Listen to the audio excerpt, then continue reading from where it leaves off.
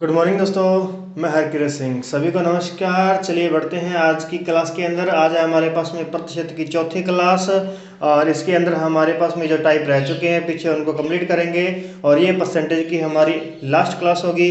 तो चलिए शुरू करते हैं। बने रहिए इसी प्रकार से साथ में।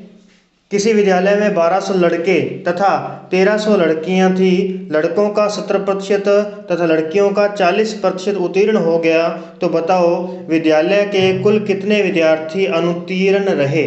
तो देखिए 1200 लड़के, 1300 लड़कियां और 70% और 40%। ठीक है, देखिए बॉयज़ एंड गर्ल्स है हमारे पास में 1200 और 1300 लड़कियां हैं। लड़कों में से उत्तीर्ण जो हुए हैं, हम इसको पास लिख लेते हैं। उत्तीर्ण हुए हैं कितने, 70%। और यहाँ से जो पास हुए हैं वो कितनी हुई हैं, 40% लड़कियां पास हुई हैं। तो इसका मतलब अनुत्तीर्ण कितने रहे, तो अनुत्तीर्ण की हम बात करते हैं यानी कि फेल हो गए हैं, तो 30% लड़के फेल हो गए हैं और 60% लड़के यहाँ पे फेल हो चुके हैं। तो चलिए अब हमें देखना है कि कुल कक्षा में कुल कितने प्रतिशत विद्यार्थी जो हैं वो फेल हुए हैं। ठीक है, तो देखिए जरा, अब हमें बात किसकी करनी है, जो फेल हुए हैं, अनुत्तीर्ण हुए हैं, हमें उन्हीं की बात करनी है। तो हमें इससे कोई मतलब नहीं है, इसको छोड़ देते हैं। तो 1200 का 30% हम निकाल लेंगे। पहले 1200 का 30% हम निकाल लेते हैं तो ये हमारे पास में आ जाएगा 12 3 36, यानी 360 लड़के फेल हुए हैं। और 1300 में से हम कितना निकाल लेते हैं, 60% निकाल लेते हैं। तो ये हमारे पास में आएगा 13×78, यानी कि 780 लड़कियां फेल हुए हैं। तो कुल मिलाकर अगर हम देखते हैं कि कितने विद्यार्थी फेल हो चुके हैं, तो ये आ जाएगा हमारे पास में 1140। ठीक है दोस्तों, 1140 विद्यार्थी फेल हो चुके हैं। और कुल विद्यार्थी हैं कितने हमारे पास में, तो टोटल हमारे पास में 2500 विद्यार्थी हैं। तो जब हम 2500 विद्यार्थियों की बात करते हैं कि 2500 विद्यार्थी हैं, उनमें से 1140 फेल हुए हैं, तो कुल कितने प्रतिशत फेल हुए। यहाँ हम 25 के पहाड़े में काट देते हैं इसको, 25 एकम 25 और 25 चौका 100।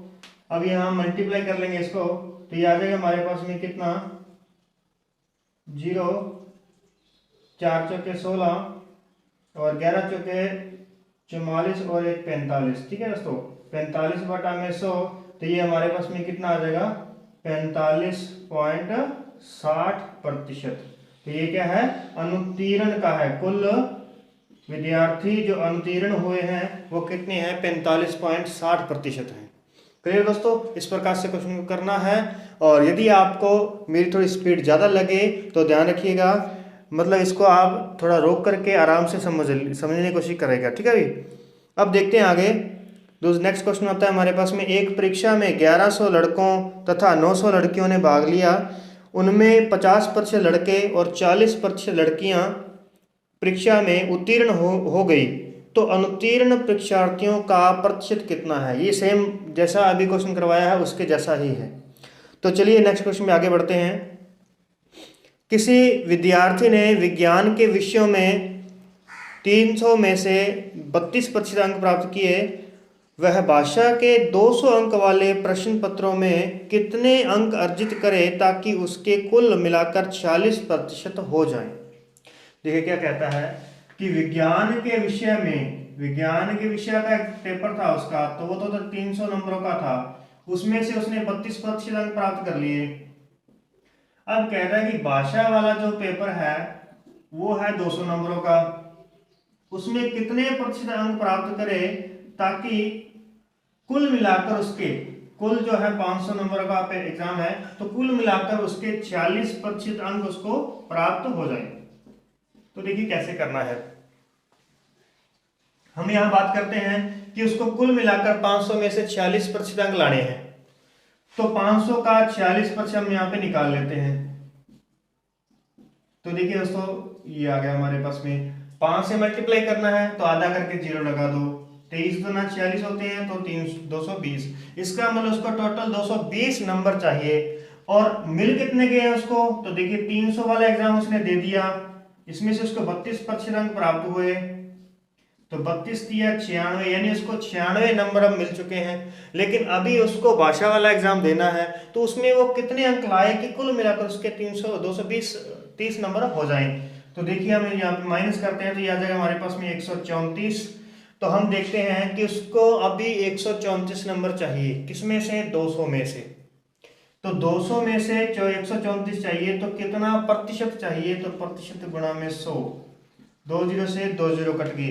अब जब हम 2 से डिवाइड करेंगे तो ये आ जाएगा 6 दूनी 12 और 7 दूनी 14, 67% अंक उसे अभी चाहिए भाषा वाले एग्जाम के अंदर। ठीक है दोस्तों, तो इस प्रकार से प्रश्न को हमें करना है।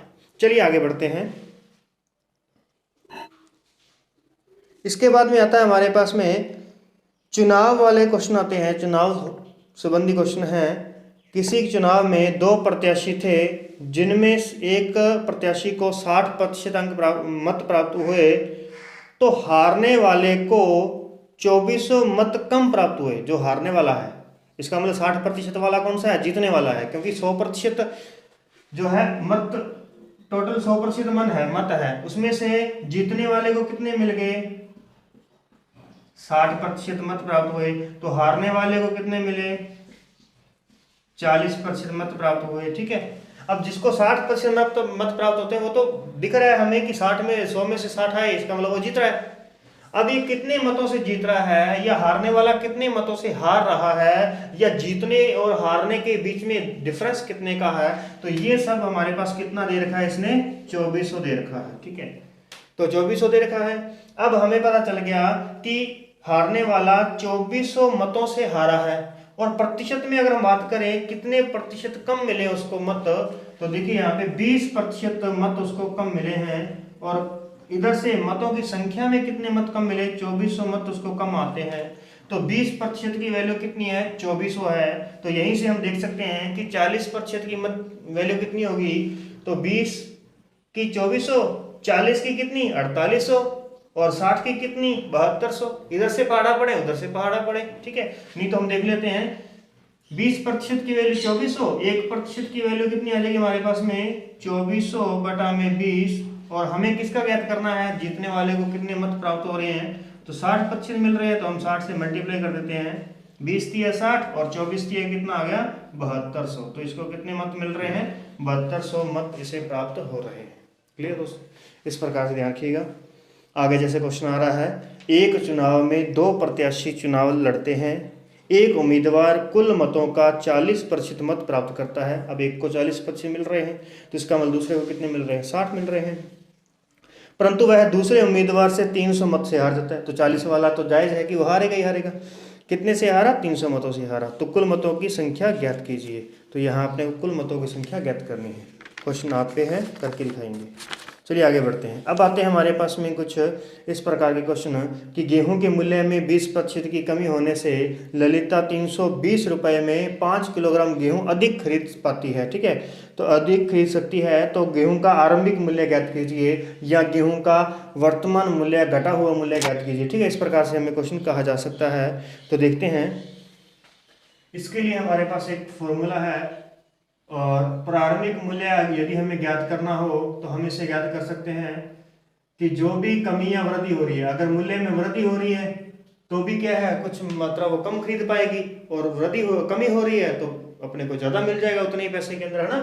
तो ये देखिए, कमी या वृद्धि हो सकती है, और ये किस में होगी, प्रतिशत में होगी, और हमें क्या करना है, 100 माइनस प्रतिशत, जो भी कमी वृद्धि हो रही है उसको हमें प्लस माइनस, यदि कमी हो रही है तो हम माइनस करेंगे, वृद्धि हो रही है तो हम इसमें क्या करेंगे, प्लस करेंगे। और गुना में देखना अपने को रुपए बटा में मात्रा, कि कितने रुपए कितनी मात्रा। तो देखिए, अब उसने कहा कि गेहूं के मूल्य में, गेहूं का मूल्य जो है उसमें 20% की क्या हो रही है, कमी हो रही है। ठीक है, और इस कारण से वो 320 रुपए में 5 किलोग्राम गेहूं अधिक खरीद सकती है, अधिक खरीद सकती है। तीन ही कंडीशन है हमारे पास में, 20% की कमी है, और 320 रुपए के अंदर 5 किलोग्राम गेहूं वो अधिक खरीद सकती है। तो देखिए, ये हमारे पास में वो पूछ रहा है प्रारंभिक मूल्य ज्ञात करो। यदि हमसे वर्तमान मूल्य ज्ञात करता, घटा हुआ मूल्य पूछा जाता, तो हम इसके लिए सिर्फ थोड़ी सी चेंजिंग करेंगे, क्या कि कोर्स सेम यही रहेगा, बस यहाँ हम माइनस नहीं करेंगे, यहाँ हम नीचे क्या लगाएंगे, 100 लगाएंगे। ठीक है, देख लेंगे हम इसको करके। तो देखिए जरा, 20% की कमी हो रही है तो हम कमी की जगह क्या लिखेंगे, 20 और बटा में क्या लिखना है, देखो 100 प्लस माइनस, कमी हो रही है तो माइनस करेंगे तो कितना आ जाएगा 80, गुना में हमारे पास रुपए कितने हैं 320, और बटा में मात्रा कितनी है 5 किलोग्राम हमारे पास में मात्रा है। तो देखिए जरा यहाँ से 20 चौके 80 4, और यहां से हम कट करेंगे इसको तो 8 चौका 32, 80 आ गया, और यहां से हम इसको माइनस करते हैं तो ये आ जाएगा हमारे पास में 16 5 80। इसका मतलब हमारे पास में पुराना मूल्य कितना है 16 रुपए प्रति किलोग्राम, इसका मूल्य आ चुका है प्रारंभिक मूल्य। वर्तमान मूल्य हमसे पूछा जाता तो हम क्या कर देते 20 बटा में 100 गुणा में 320 बटा में 5, ठीक है, ये हम कर देते हैं यहाँ पे 1020, ठीक है, ये आ जाएगा हमारे पास 32 दूना 64, 64 को 5 से भाग देना है। अब भाग देना है तो डबल करके 0 लगाएं तो 64 दूना हमारे पास कितने आ जाएंगे 128, तो हमारा उत्तर कितना आ जाता 12 रुपए 80 पैसे। ये क्या है घटा हुआ मूल्य है, वर्तमान मूल्य है। और इस मूल्य को हम दूसरे तरीके से भी ज्ञात कर सकते हैं कि हमारे पास में पहले मूल्य कितना था 16 रुपए था, और उसमें कितने की कमी हुई है 20% की कमी हुई है, तो यहाँ से हम 20% की कमी कर देंगे। इसका मतलब हमें कितनी वैल्यू चाहिए 80 की वैल्यू चाहिए यहाँ पे, ठीक है, कमी हो रही है ना 20 की, तो हमें 80 की वैल्यू चाहिए। तो हम यहाँ से देख लेते हैं 20 चौके 80 और 20 5 100 और 16 चौके 64, 64 बटा में 5, तो देखिए जरा सेम बन गया। इसका मतलब यहाँ पे भी कितना आ जाएगा 12 रुपए 80 पैसे हमारे पास में यहाँ आंसर आ जाएगा, ठीक है। तो हमारे पास फॉर्मूला ये फॉर्मूले के अकॉर्डिंग है, और ये हमारे पास में यदि पहला हमें प्रारंभिक मूल्य मिल जाता है तो हम यहाँ से भी इसका नया मूल्य ज्ञात कर सकते हैं, ठीक है। तो एक तो ये तरीका हमारे पास में कि ये फॉर्मूला है, इसके अकॉर्डिंग आप करो। एक क्वेश्चन को क्वेश्चन के ही तरीके से करना है हमें, तो देखिए मैं आपको वो तरीका भी बता देता हूँ, जो भी आपको सही लगे आप उससे कर सकते हैं। देखिए क्या कहता है, यही हमारे पास में क्वेश्चन है कि गेहूं 20% की कमी हुई, 320 रुपए में 5 किलोग्राम क्या कर सकता है वो अधिक खरीद सकता है। तो देखिए हम मान लेते हैं कि पहले उसका गेहूं का मूल्य कितना था x रुपए था, ठीक है। हालांकि x वाला थोड़ा सा लंबा हो जाता है, लेकिन ये जड़ होती है, x वाला क्वेश्चन क्या होती है जड़ होती है। आप क्वेश्चन को क्वेश्चन के ही तरीके से कर सकते हैं, और इसमें कहीं पर भी गलती होने के चांस नहीं है, और कोई फॉर्मूला भी नहीं है अपने को यहाँ पे लगाना। सीधी सी बात समझनी है, क्या समझना है कि x रुपए मूल्य है और वो 320 रुपए में कुछ मात्रा खरीदता है, ठीक है। अगर 10 रुपए मूल्य है तो 32 किलोग्राम आ जाएगा, ठीक है। अगर 16 रुपए मूल्य है तो यहाँ 20 किलोग्राम आ जाएगा। तो इस प्रकार से अलग अलग हमारे पास में मात्रा मिल जाएगी हमें, ठीक है। मात्रा हमें कैसे मिलेगी, जब हम 320 के अंदर x का भाग देंगे, ठीक है। रुपए में हम 1 किलोग्राम का भाग देंगे, 1 किलोग्राम प्रति रुपए जो है उसका भाग देंगे, तो हमारे पास में क्या आ जाएगी मात्रा आ जाएगी। अब क्या हो रहा है, तो हम देखते हैं इसको कि 320 रुपए के अंदर वो इस हिसाब से x रुपए के हिसाब से खरीद रहा था, तो उसको कुछ मात्रा मिल रही थी। अब इसमें क्या होगी जाती है 20% की कमी हो जाती है इस मूल्य में, तो हम 20 की कमी करेंगे तो यहाँ कितना बचेगा 80 बटा में 100 बच जाएगा, ठीक है। तो अब इसको क्या करना है हमें, ये जो 100 है इसको ऊपर ले जाएंगे, तो ये 100 कहाँ चला जाएगा, नीचे वाली भिन्न का हर ऊपर चला जाता है, ये आ गया। अब ये तो मिल गया है, एक बात हमें क्या देखनी है कि पहले वो कितना खरीदता था, तो 320 बटा में x, पहले उसको ये वाली मात्रा मिल रही थी, और वर्तमान घटा हुआ मूल्य है तो अब उसको ये वाली मात्रा मिल रही है, और दोनों में अंतर कितने का है 5 किलोग्राम का, क्योंकि 5 किलोग्राम यहाँ पर मात्रा हमें क्या मिल रही है अधिक मिल रही है। तो यहाँ 5 किलोग्राम अधिक मिल रहा है, यहाँ जो मिल रहा था उतना ही मिल रहा है, तो दोनों का अंतर निकालेंगे तो कितना आ जाएगा 5 kg आ जाएगा। तो देखिए हमें कैसे करना है, 8 चौके 32, तो यह आ जाएगा हमारे पास में 400 बटा x माइनस 320 बटा में x बराबर में कितना आ गया 5। एलसीएम लेंगे तो x ही आ जाएगा, 400 में से 320 माइनस होंगे तो कितना आ जाएगा हमारे पास में 80 बराबर में कितना आ गया 5। x जब इधर आएगा तो डिवाइड का है, इधर आकर मल्टीप्लाई का हो जाएगा, तो 5x बराबर कितना हो गया 80, तो x इजिकल टू कितना आ गया 80 बटा में 5, तो 16 5 80, तो 16 रुपए क्या आ गई x की वैल्यू आ जाती है हमारे पास में। तो x क्या था प्रारंभिक मूल्य था यहाँ पे हमारे पास में। तो आप इस प्रकार से क्वेश्चन को कर सकते हैं। क्लियर दोस्तों। नेक्स्ट क्वेश्चन आता है हमारे पास में संतरों के मूल्य में 30% की कमी हो जाने से 56 रुपये में 4 संतरे अधिक खरीद सकते हैं, तो बताओ संतरों का घटा हुआ मूल्य क्या है। यानी वर्तमान मूल्य हमसे यहाँ पे पूछा जा रहा है। तो देखिए इस प्रश्न से ऐसे करेंगे तो हमारे पास में क्या आ जाएगा, प्रारंभिक मूल्य आएगा। घटा हुआ मूल्य ज्ञात करना है तो हम हमारे पास में प्रारंभिक मूल्य है, उसमें जितना भी घटा हुआ है तो उसका प्रतिशत हम निकाल लेंगे, हमारे पास आंसर आ जाएगा। क्लियर दोस्तों। और ऐसे ही हमारे पास में दे रखा है कि चावल के मूल्य में 25% की कमी होने पर कोई व्यक्ति 600 रुपये में 10 किलोग्राम चावल अधिक खरीद सकता है, तो चावल का प्रतिशत किलोग्राम घटा हुआ मूल्य ज्ञात कीजिए। ठीक है, तो ये इस प्रकार के क्वेश्चन हैं। एक क्वेश्चन चलो मैं आपको इनमें से करवा देता हूँ। एक क्वेश्चन नेक्स्ट और आ रहा है हमारे पास में, चाय के मूल्य में 10% की कमी होने से एक व्यापारी 22,500 रुपये में 25 किलोग्राम अधिक चाय खरीद सकता है, तो चाय का प्रति किलोग्राम कम हुआ मूल्य कितना है। तो 4 प्रश्न आ चुके हैं, जिनमें से एक फर्स्ट किया करवा दिया आपको, एक लास्ट करवा देते हैं। तो देखिए 22,000 रुपये मूल्य है और 25% की कमी हो रही है, सॉरी 10% की कमी हो रही है, 10% की कमी 22,500 रुपये मूल्य है और 25 किलोग्राम चाय क्या है, अधिक आ रही है। तो देखिए वही हमारे पास प्रारंभिक मूल्य वाला ज्ञात उससे करना था उसे कर सकते हैं, और वर्तमान मूल्य वाला करना है, हमें वर्तमान मूल्य ज्ञात करना है। तो देखिए वर्तमान मूल्य कैसे ज्ञात करेंगे कि 10% की कमी हो रही है तो हम बटा में क्या लिखेंगे, 100 लिखेंगे, माइनस करके नहीं लिखेंगे, और गुना में हमारे पास में कितना है 22,500 और बटा में कितने 25 किलोग्राम अधिक हमें प्राप्त हो रही है चाय। तो चलिए देखें, 2 जीरो से 2 जीरो कट गई, तो यहाँ से हमारे पास में आ जाएगा 25 निमा 225, तो आ जाएगा हमारे पास में कितना 90 रुपये जो है इसका घटा हुआ मूल्य है हमारे पास में। क्लियर दोस्तों, इस प्रकार से क्वेश्चन हमारे पास में हो गया है ये। और अब आगे बढ़ते हैं। नेक्स्ट क्वेश्चन है, एक शहर में पुरुष तथा महिलाओं की संख्या में 5:6 का अनुपात है, 5:6 का अनुपात है।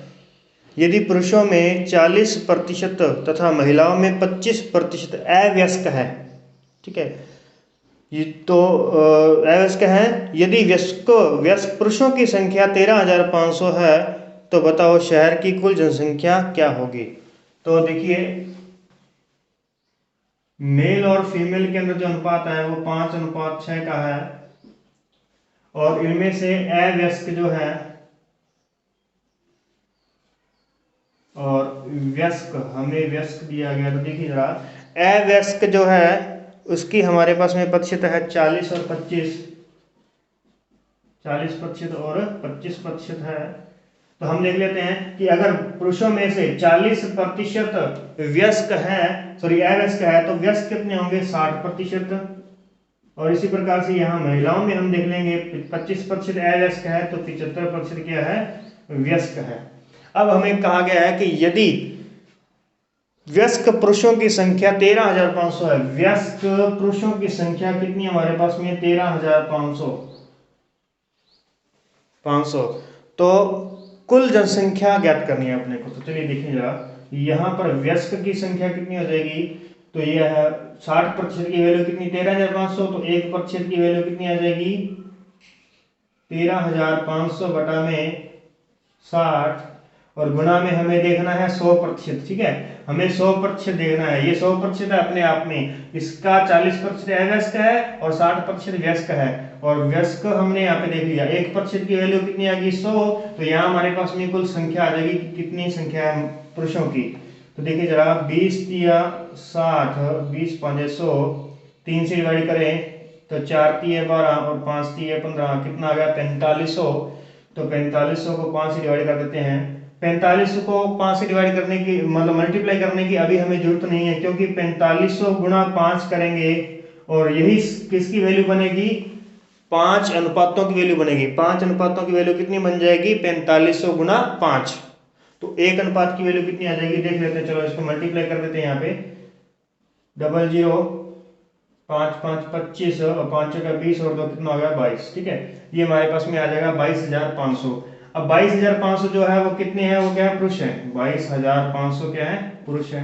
लेकिन महिलाएं कितनी हैं, तो अब पुरुषों की अनुपात कितने हैं, 5। तो ये 5 अनुपातों की वैल्यू कितनी है, 22,500। तो एक अनुपात की वैल्यू कितनी हो जाएगी, 22,500 बटा में 5। और हमें किसकी वैल्यू चाहिए, 6 अनुपातों की वैल्यू चाहिए, तो गुना में 6 कर देते हैं। यहाँ से कट करेंगे तो वही आ जाएगा 45 आ जाएगा। तो मल्टीप्लाई कर देते हैं, 6 पंजा 30 और 6 चौका 24 और 3 आ जाएगा हमारे पास 27। तो ये कितनी आ जाएगी, 27,000 के आगे हमारे पास में महिलाएं आ जाती हैं। तो 27,000 और 22,500 हम प्लस कर देते हैं यहाँ पे, तो ये आ जाएगा हमारे पास में, यहाँ अगर हो जाएंगे 23,000 हो जाएंगे, तो 23 और 27 बन जाएगा 50,000। तो ये आ जाएगा हमारे पास में 49,500। ये हमारे पास में आंसर है इसका, ठीक है। चलिए देखिए आगे बढ़ते हैं। अब एक क्वेश्चन आपका पीछे करवाया हुआ है, उसको रिपीट कर लेते हैं। एक फर्नीचर विक्रेता ने अधिक आय की आशा में फर्नीचर के मूल्य में 20% की वृद्धि कर दी, जिससे उसकी बिक्री 30% कम हो जाती है। तो बताओ उसकी आय में कितने % की कमी होगी या वृद्धि होगी, ठीक है। तो यहाँ कमी पूछा है हमसे, इसका मतलब उसको लालच जो है महंगा पड़ जाएगा। तो देखिए 20% की उसने वृद्धि की है। मान लेते हैं वो 100 रुपये में बेच रहा था, अब उसने 20% की वृद्धि कर देती है, तो 120 हो गया हमारे पास में। और इसके साथ ही उसकी जो बिक्री थी उसमें 30% की क्या होगी, कमी होगी। तो वो कितना आएगा, 70। तो इसको करने का तरीका मैंने आपको बताया था, 120 गुना 70 बटा में 100, 1020, तो 12 7 84। इसका मतलब अगर यहाँ पे 100 से ऊपर आता तो इसको फायदा होता, लेकिन यहाँ 100 से कम आया है। कितना कम आया है, तो 16% कम आया है। तो 16% जो है उसकी क्या हो रही है, बिक्री नहीं, उसकी कुल जो आय थी उसको, उसमें 16% की कमी हो रही है, ठीक है। चलिए आगे बढ़ते हैं। क्वेश्चन आता है हमारे पास में, एक मिलावट वाला क्वेश्चन है। ग्लिसरीन के 50 लीटर के एक नमूने में 22% अशुद्ध मिलावट पाई गई। इसमें कितनी शुद्ध ग्लिसरीन मिलाई जाए ताकि अशुद्धता की प्रतिशतता जो है वो 5% रह जाए। अब अशुद्धता तो रहेगी, ठीक है, चाहे वो 0.1% में क्यों ना चली जाए, लेकिन वो तो रहेगी उसके अंदर जो है। तो देखते हैं, 50 लीटर हमारे पास में ग्लिसरीन है, जिसमें से 20% जो है अशुद्धता है, अशुद्धता का प्रतिशत है। और अब अशुद्धता का प्रतिशत कितना करना है, अपने को 5% पे लाना है। तो मिलाया क्या जाए, ग्लिसरीन मिलाई जाए, ठीक है। अब ग्लिसरीन मिलाई जा रही है या घटाई जा रही है, इससे हमें कोई मतलब नहीं, हमें किसको लेके चलना है, जो स्थिर रहेगा। तो स्थिर क्या है, अशुद्धता स्थिर रहेगी। तो हम देख लेते हैं 50 का 20% कितना आता है, 10 लीटर। इसका मतलब इसमें क्या है, 10 लीटर अशुद्ध कोई वस्तु है, ठीक है ना। अब ये 10 लीटर है, तो जब इसमें ग्लिसरीन ऑयल मिला देंगे तो वो तो 10 लीटर रहेगा, मात्रा बढ़ जाएगी, लेकिन उसका लीटर में 10 जरूर रहेगा। तो नए घोल के अंदर अशुद्धता कितनी रहेगी, 5%। तो 5% की वैल्यू कितनी हो जाएगी, 10 लीटर आ जाएगी। तो 1% की वैल्यू कितनी हो जाएगी, 10 बटा में 5। और हमें कितना चाहिए, 100% देखना है कि घोल अब नया कितने लीटर का हो चुका है। तो देखिए यहाँ पे कितने लीटर का हो गया, 200 लीटर का। इसका मतलब नया घोल कितने लीटर का हो गया, 200 लीटर का है। पुराना कितने का था, 50 का। तो इसका मतलब हमने नया कितना मिलाया, उसमें 150 लीटर ग्लिसरीन नई मिलाएगी, ठीक है। ये हमारे पास में आंसर आ जाएगा कि 150 लीटर अगर हम ग्लिसरीन मिला देंगे, तब जाकर के उसमें अशुद्धता का जो प्रतिशत वैल्यू है वो 20 से घटकर कितनी हो जाएगी, 5 पे आ जाएगी। क्लियर। इस प्रकार से क्वेश्चन है। क्वेश्चन रिपीट हो रहा है। एक किसी शहर में 35% चाय पीते हैं, 40% कॉफ़ी पीते हैं तथा 18% चाय व कॉफ़ी दोनों पीते हैं। यदि 860 व्यक्ति दोनों पे नहीं पीते, तो बताओ कुल व्यक्तियों की कितने व्यक्ति दोनों पे पीते हैं। तो देखिए यहाँ पे 35% चाय और 40% कॉफ़ी, तो 18% तो दोनों पीते हैं। अब 35% चाय पीते हैं, तो इस 18 में जो 35 है, ये सारा का सारा 35 है, ठीक है। ये चाय वाले हैं और ये कॉफी वाले हैं। अब ये 40% का घेरा है पूरा का पूरा, और ये जो है हमारे पास में 35% का घेरा है, ठीक है। अब देखिए 35%। अब इसमें से ये बताना आपने को अकेले चाय वाले कितने निकलेंगे। तो 18 इसमें से माइनस कर देते हैं तो ये हमारे पास में आ जाएंगे 27 और 17, ये कितने आ गए हमारे पास में 17% ये हो गया। और इधर से हम माइनस कर देंगे तो ये आ जाएगा हमारे पास में 22, ठीक है 22% ये हो गए। अब हम ये देख लेते हैं कि 17% केवल चाय पीने वाले हैं, 18% चाय और कॉफी दोनों पीने वाले हैं और 22% कॉफी पीने वाले हैं, अकेली कॉफी पीने वाले हैं। तो कुल मिलाकर कुछ ना कुछ पीने वाले जो हैं वो कितने बनेंगे हमारे पास में, तो ये देख सकते हैं 40, 40 और 17 ये हो जाएंगे हमारे पास में 57। इसका मतलब 57% कुछ ना कुछ पीते जरूर हैं। तो 100 में से 57 गया तो कितना बचा हमारे पास में 43। इसका मतलब 43% कुछ भी नहीं पीते, कुछ नहीं पीते। और कुछ भी नहीं पीने वालों की संख्या कितनी है 860 संख्या है इनकी। तो 43% की वैल्यू कितनी है 860, 1% की वैल्यू कितनी आ जाएगी 860 बटा में 43। और हमसे पूछा गया है कि दोनों पीने वालों की संख्या कितनी है, तो दोनों जो पीते हैं वो 18% है, तो हमें 18% की वैल्यू ज्ञात करनी है। तो 43 दूना 86, तो यह 18 दूना 36। इसका मतलब दोनों चाय और कॉफी दोनों ही पीने वालों की संख्या कितनी है 360 है। तो इसको हम दूसरे तरीके से भी कर सकते हैं, जैसे मैंने बताया था आपको कि 35% पीते हैं, चाय पीते हैं और 40% कॉफी पीते हैं और 18% दोनों पीते हैं। यानी तीनों कंडीशन एक जैसी है। जब एक जैसी है तो हमारे पास कुल मिलाकर जो आएगी लास्ट में वो भी एक जैसी, वही हाँ में आएगी, ठीक है ना। तो देखिए कैसे, हम इन दोनों को पहले ऐड कर लेते हैं तो ये बनेगा हमारे पास में 75% पीने वाले हैं, उनमें से 18% हम घटा देते हैं, दोनों वाले घटा देते हैं, जो बीच में ये वाला आ रहा है ना इसको घटा देते हैं। तो तब हम देखते हैं कि ये बनेगा हमारे पास में 7 और 57। देखिए जरा ये आ गया हमारे पास, वही परसेंटेज आ गया है कि 57% कुछ ना कुछ पीने वाले जरूर हैं। तो नहीं पीने वालों की संख्या कितनी आ जाती है, उसके बाद में हम 43% आ जाती, और 43 से हम इसको वापस निकालेंगे तो हमारा आंसर वही 360 रहेगा। तो ये मैंने आपको पहले करवाया था, उसको थोड़ा सा और इजी तरीके से करवाने की कोशिश की है, तो ये आज तरीका है, ठीक है ना। पहले मैं इस तरीके से आपको बता चुका हूँ, पिछली वीडियो में आप देख सकते हैं। तो चलिए नेक्स्ट क्वेश्चन में चलते हैं। क्वेश्चन है हमारे पास में, किसी जनपद में रहने वाले व्यक्तियों की संख्या 64,000 है। यदि यह जनसंख्या 2.5% वार्षिक की दर से बढ़ती है तो 3 वर्ष बाद वहां रहने वाले व्यक्तियों की संख्या कितनी हो जाएगी। तो देखिए 64,000 है, आज उनकी जनसंख्या कितनी है 64,000 है। अब बढ़ोतरी कितने से हो रही है 2.5% से वृद्धि हो रही है। तो मैंने आपको लिखा था कि देखिए अगर 3 वर्ष बाद हमें जाना है तो तब वृद्धि है और कमी हमें ऊपर लिखनी है, और अगर हम 3 वर्ष पीछे जाना है या कि पीछे की ओर जाएंगे तो हम वृद्धि और कमी कहाँ लिखेंगे, नीचे लिखेंगे। तो यहाँ लिखेंगे हम 102.5, वृद्धि हो रही है ना इसमें 2.5% हो रहा है, ठीक है। तो बटा में 100 गुना में 102.5, 102.5,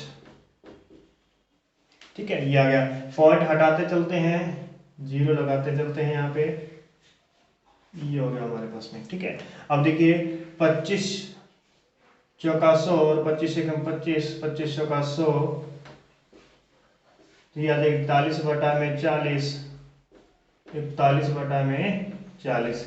जब हम इन तीनों को गुणा करेंगे तो 4 चौके 16 और 16 चौके 64 और 1 0 2 0 3 0, तो ये कितना बन जाएगा 64,000 बन जाएगा। तो हम इसको कट देंगे इसके साथ में, ठीक है। अब इनका तीनों का मल्टीप्लाई कर लेते हैं, 41 इंटू 41 इंटू 41, ठीक है। और 41 की स्केयर हमारे पास में कितनी आ जाएगी, पहले 41 की स्केयर कर लेते हैं तो ये आ जाएगा हमारे पास में 1681। क्लियर दोस्तों, 40 की 1600 और 41 की कितनी, उसमें 40 और 41 ऐड कर देते हैं, ठीक है। तो ये आ जाएगा हमारे पास में। अब इसको 41 से मल्टीप्लाई कर लेते हैं, 1 8 6 1 और 4, 8 चौका 32, 3 और 6 चौका 24 और 3 27, 4 और 2 6, 1 8 4 12, 6 2 8 और 1 9, 7 और 1 8, ये आ गई 68,921। ये हमारे पास में क्या आ जाएगा, 3 वर्ष बाद इसकी जनसंख्या आ जाएगी। आपको एक गुणा करने का एक तरीका और बताता हूँ, देखिए जरा। ये हमारे हम कर रहे हैं 1 6 8 और 1, इसको गुणा कर रहे हैं तो देखिए, और इधर हम गुणा किससे कर रहे हैं, तो गुणा कर रहे हैं 4 1 से, ठीक है, पहले 4 है फिर 1 है, इसे गुणा कर रहे हैं। तो देखिए हम इसको इस तरीके से लिखेंगे, यहाँ पे 4 डिवाइडेशन है, इनको हाफ कर लेते हैं यहाँ पे, और ये आ गया हमारे पास में, ये देखिए। अब हम 4 को पहले 1 से मल्टीप्लाई करते हैं, तो 4 एकम 4, ठीक है। उसके बाद में 4 को 6 से मल्टीप्लाई करते हैं, 6 चौका 24, उसके बाद 8 चौका 32, और 4 एकम 4। अगर एक ही अंक आ रहा है तो हम आगे 0 लगाएंगे। उसके बाद में 1 को 1 से गुणा करेंगे, तो 1 एकम 1, 6 एकम 6, और 8 एकम 8, और 1 एकम 1, ठीक है। अब यहाँ से देखिएगा 1, 8 और 4 12 का 2, एक आंसर आ रही है हमारे पास में, 6 और 2 8, और 1 कितना आ जाएगा 9, ये हो गया, ठीक है। यहाँ से हमने ये कर लिया। अब यहाँ से करते हैं, तो 4 और 3 7, 7 और 1 8, 8 है, तो यहाँ से कोई असल नहीं है, तो यहाँ 8 आ जाएगा, और 4 और 2 कितना आ जाएगा 6 आ जाएगा। तो ये कितना आ गया हमारे पास में 68,921, ठीक है दोस्तों। तो ये 68,921 जो है बढ़ी हुई जनसंख्या है। आगे बढ़ते हैं।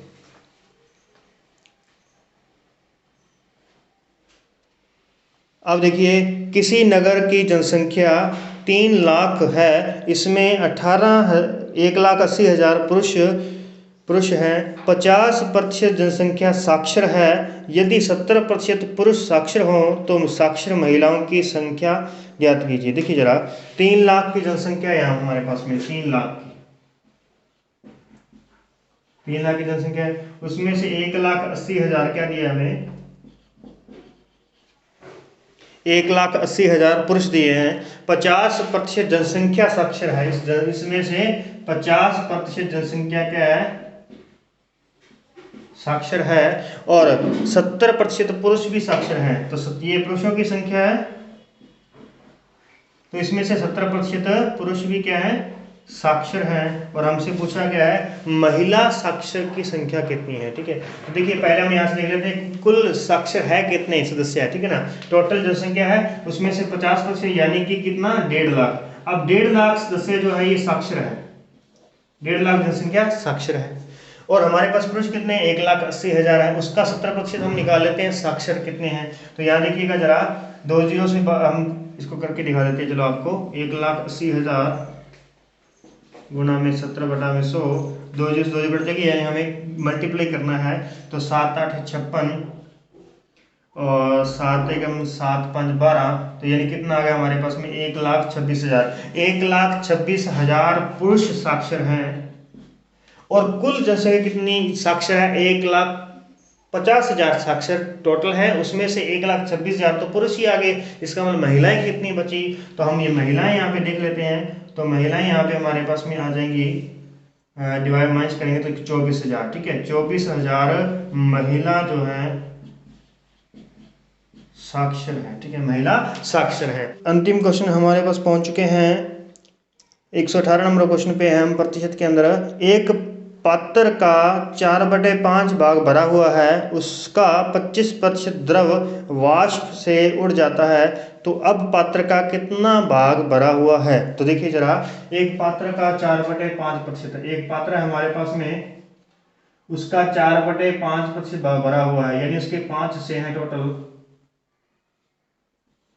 और उसमें से 4 भाग जो है भरे हुए हैं, ठीक है। 4/5 भाग भरा हुआ है। 4/5 का मतलब ये होता है कि 5 में से 4, ठीक है, 5 में से 4 भरा हुआ है। तो उसमें से कितना हमें क्या कर देना है, 25% जो है ये द्रव जो है इसे वाष्प द्वारा उड़ जाएगा, वाष्प द्वारा क्या हो जाएगा, उड़ जाएगा ये। तो अब हम देखते हैं कितना बचेगा। तो देखिए जरा, या हम इसकी कोई भी संख्या मान सकते हैं कि 4/5 है, तो हम इसको मान लेते हैं कि ये 20 लीटर का है, ठीक है, जिसमें दोनों का भाग चला जाए, ऐसा हमें मानना है। तो मान लेते हैं कि ये कितना है, 20 लीटर का है। तो हम ये अगर देखेंगे 4 5 20, 4 4 16, इसका मतलब इसमें कितना है, 16 लीटर जो है उसमें द्रव है। अब 16 लीटर द्रव है, तो इसमें से 25% उड़ जाएगा, ठीक है ना, द्रव जो है 25% जो है उड़ जाएगा। तो देखिए जरा, 16 का 25% उड़ा देते हैं, तो बचेगा कितना हमारे पास में, 75% बचेगा। तो 25 तिया 75, 25 चौका 100, 4 चौके 16, 4 तिया 12, इसका मतलब अब कितने लीटर है, 12 लीटर है। और कितने में से 20 में से, टोटल कितने का है 20 का है ना ये, तो 20 में से कितना है 12 है, तो 12/20, तो कितने कितने भाग है इसमें, तो देखिए यहाँ पे 4 3 12 और 4 5 20, तो कितना 3/5 भाग इसके अंदर क्या है भाग बचा हुआ है। अब पात्र का कितना भाग भरा हुआ है प्रतिशत में पूछा गया हमसे, तो हम प्रतिशत यहाँ पे निकाल सकते हैं कि 3/5 गुणा में 100, 20 5 100, 20 3 60, इसका मतलब कितना प्रतिशत है 60% यहाँ पे क्या है भरा हुआ है। अगर हम यहाँ की बात करें 4/5, तो 4/5 जो है ये कितना प्रतिशत था, ये हमारे पास में 100 से निकाल लेते हैं, तो कितना आ जाता है 80, यानी पहले कितना था ये 80% था। अब 80% में से 25% निकला है, कहीं ऐसा मत कर देना कि आप कह दो कि 80 में से 25 माइनस कर दिए तो 55 ही बचा हमारे पास, नहीं 55 नहीं बचेगा। आप 80 का 25% निकाल सकते हैं, 80 का 25% वाश कर दो तो ये आ जाएगा हमारे पास में 5 चौके 20, इसका मतलब कितना हो जाएगा 20 इसमें से घटाना है आपने को, 80 में से 20 घटाना है तो बचेगा कितना हमारे पास में 60 बचेगा। कैसे भी आप कर सकते हैं इस क्वेश्चन को, ये हमारे सामने है। अब लास्ट देखिए क्वेश्चन हमारे पास में भिन्न वाले क्वेश्चन आते हैं, तो भिन्न के क्वेश्चनों में देखिएगा यदि किसी भिन्न का अंश 20% बढ़ा दिया जाए और हर 10% घटा दिया जाए तो भिन्न का मान 16/21 हो जाता है, तो मूल भिन्न क्या है, तो 16/21 इसका भिन्न का मान हो जाता है। ठीक है, तो ये क्या है हो जाता है। तो हमसे क्या पूछा गया है कि मूल भिन्न क्या है, मूल भिन्न हमें यहाँ पे ज्ञात करनी है। ठीक है, मूल भिन्न हमें यहाँ पे ज्ञात करनी है। तो देखिए जरा करना क्या है, हमें कहा गया है कि 20% अंश को बढ़ाना है और हर को 10% घटाना है। अंश को 20% बढ़ाना है, 120 कर देना है, और हर को क्या कर देना है 10% घटा देना है, 90 कर देना है। ये मूल भिन्न है, इसमें चेंज होगा, इसमें चेंज होने के बाद ये इस भिन्न बन जाएगी ना। तो अब क्या करना है, जब हमें ये वाले भिन्न दी गई होगी और हमसे हमेशा ही मूल भिन्न पूछी जाएगी, मूल भिन्न हमसे पूछी जाएगी, तो आपको जो भी दिया गया हो कि अंश में वृद्धि करनी है, हर में कमी करनी है, तो आप इसको उल्टा करेंगे। आप क्या लिखेंगे 16/21, और जो 120 ऊपर लिखना था वो 120 नीचे लिखेंगे, और जो 90 नीचे लिखना था उसको ऊपर लिखेंगे। ठीक है, तो ये आएगा हमारे 30 या 90 और 30 चौका 120, 4 चौके 16 और 7 या 21, तो हमारे पास क्या आ जाएगा 4/7। तो ये 4/7 जो है हमारे पास में मूल भिन्न है। अब मूल भिन्न के अंदर अगर आप वृद्धि करके देखना चाहो तो हमारे पास यही 16/21 ही आंसर है। तो ठीक है दोस्तों, मिलते हैं नेक्स्ट क्लास में, कोई नया टॉपिक लेकर के आते हैं। आज की क्लास में इतना ही। अब हमारे पास में परसेंटेज का टॉपिक जो है कंप्लीट हो चुका है। इस तरीके से आप जुड़े रहें साथ में, और अपने दोस्तों को भी जोड़े रखें और क्वेश्चन को हल करते रहें। जो क्वेश्चन आपको बीच में दिए जाते हैं उनको भी आप हल करके कमेंट के माध्यम से बताया करें कि आपने हल किए हैं या नहीं किए, और कहाँ आपको दिक्कत आ रही है वो भी आप डिस्कशन करते रहें। धन्यवाद।